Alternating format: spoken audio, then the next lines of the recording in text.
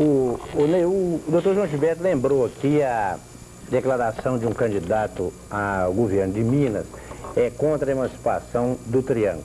Essa declaração é realmente eleitoreira, porque ele é um candidato ao governo de Minas e ele quer agradar o resto do estado de Minas, que tem muito mais votos que o Triângulo. O Triângulo, num universo de mais ou menos uns 9 milhões a 10 milhões de eleitores, tem 1 milhão e pouco. Então, essa é uma tática mesmo. Todo candidato ao governo de Minas é contra a emancipação de qualquer região por a questão até eleitoral, e não uma questão de convicção. Agora, ele alega que isso ele até foi ofensivo quando ele declara que os políticos estão querendo mais cargos. Mas o que nós vemos é isso aí, os próprios políticos do Triângulo, eles não se empenham cotidianamente na luta pela emancipação do Triângulo. Inclusive, doutor Guido, não teve nenhum dos nossos parlamentares que respondeu à altura a esse candidato. Daí Exato. Demonstra, e tem parlamentares nossos que têm projetos emancipacionistas. Era hora deles virem rebater. A quem ficou esse exercício? A nós mesmos da terra, não é isso? Exato. Agora, ele está completamente enganado, ou ele sabe e tomou uma posição realmente eleitoreira, porque o Triângulo é a região mais antiga do Brasil atualmente, que está historicamente em luta por sua emancipação. A primeira vez que teve a ideia da emancipação do Triângulo foi em 1837, um fazendeiro aqui de Araxá. E de lá para cá, periodicamente, tem surgido campanhas, algumas inclusive com grande ressonância popular, para a emancipação da região. Isso não é uma coisa de agora, não é uma coisa de momento, e nem é apenas para criar cargos. É uma questão histórica, porque o Triângulo não é mineiro. Isso é um desconhecimento da história do país, da história da própria região, que faz com que se julgue que nós sejamos mineiros. O Triângulo, primeiro, ele era de São Paulo. Minas, quando nasceu, em 1720, emancipando-se de São Paulo, Minas nasceu sem o Triângulo. Sem o nariz.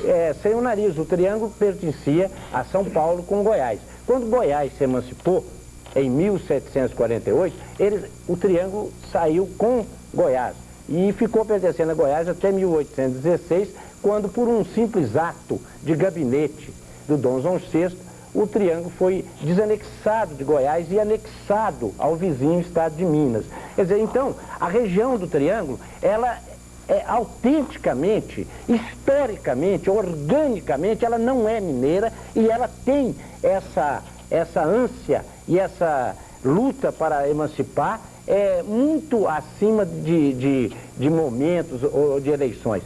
Todos esses mineiros que são contra a emancipação do Triângulo, simplesmente eles estão exercendo ou uma atividade eleitoreira ou uma atividade de poder, porque eles querem mandar no Triângulo, eles querem continuar dominando o Triângulo e usando o nosso potencial de 1 milhão e tantos de votos para o seu exercício administrativo e eleitoral. Há um outro argumento também muito interessante, que diz que se o Triângulo se dividisse, nós teríamos menos representatividade, porque Minas tem um papel no país. Ora, é o contrário. Minas pode ter, mas o Triângulo nunca teve. Santa Catarina, por exemplo, que é um estado menor do que o Triângulo, porque o Triângulo é maior do que 9 estados brasileiros em dimensões.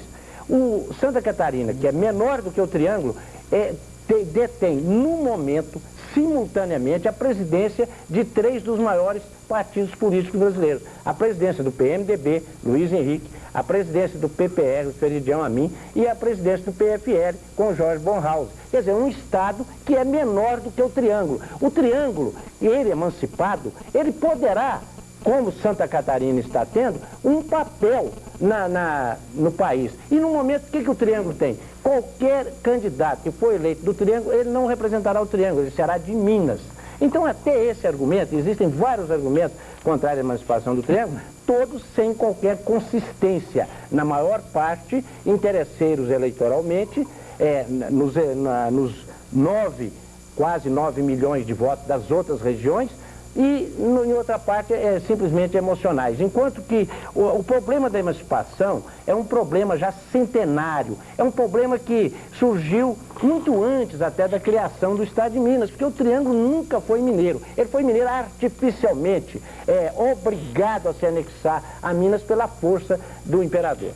Essa verdadeira aula de história que o senhor está nos dando, doutor Guido, lamentavelmente nós não encontramos dentro da história de Minas. Nos bancos escolares, os alunos que cursam o curso primário e mesmo colegial, ele não aprende a história do Triângulo, não está inserida na história de Minas. Então é uma competência de todos que têm conhecimento, como o senhor tem da história, de transmitir esses conhecimentos para que os jovens, o cidadão do Triângulo, passe a entender melhor a causa e a história, principalmente, da nossa região, não é verdade? Eu acho que é fundamental. Isso, inclusive, os nossos programas escolares, do curso secundário, do curso primário, principalmente, eles são feitos pelo Estado. Então, o Estado tem interesse. Inclusive, essa divisão artificial que fizeram entre Triângulo e Alto Paranaíba, desde o governo estadual do Juscelino Kubitschek, já foi de propósito, para tentar desunir o que é unido, nasceu unido e vai permanecer unido, que é o Triângulo, cujas fronteiras com o Estado de Minas estão lá para além das fronteiras do município de Patos.